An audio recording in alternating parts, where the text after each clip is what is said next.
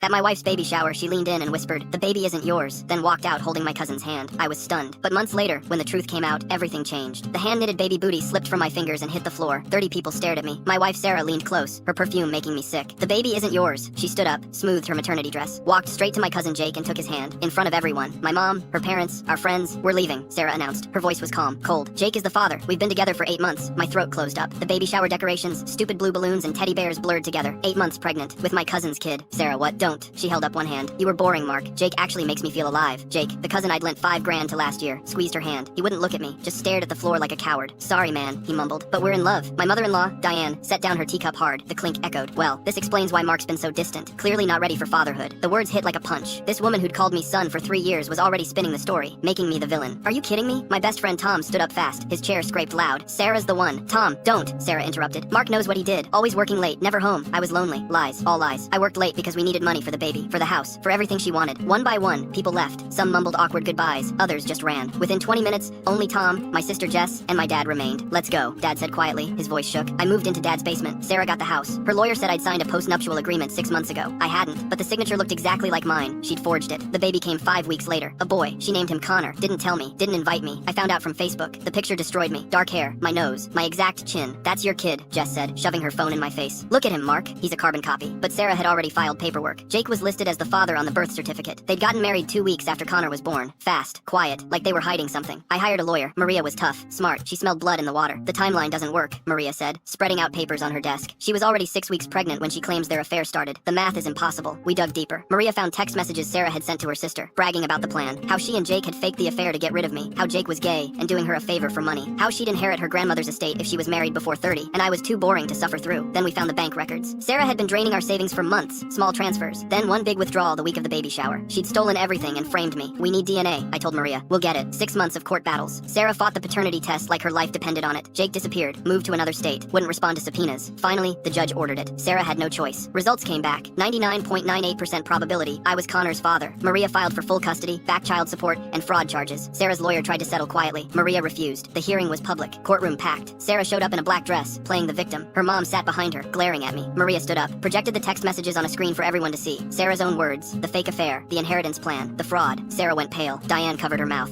The judge wasn't amused. He ordered emergency custody to me. Ordered Sarah to repay every stolen dollar. Ordered an investigation into the forged post-nuptial. I walked out of that courtroom holding Connor for the first time. He was 7 months old. He grabbed my finger and smiled. My smile. Sarah stood in the hallway, crying. Diane was screaming at her about the embarrassment, the shame, the money they'd spent on lawyers. I walked past them without a word. Tom held the door open. "Feel good?" I looked down at my son. Better than good. Connor fell asleep on my chest that night. Full story on the channel linked below.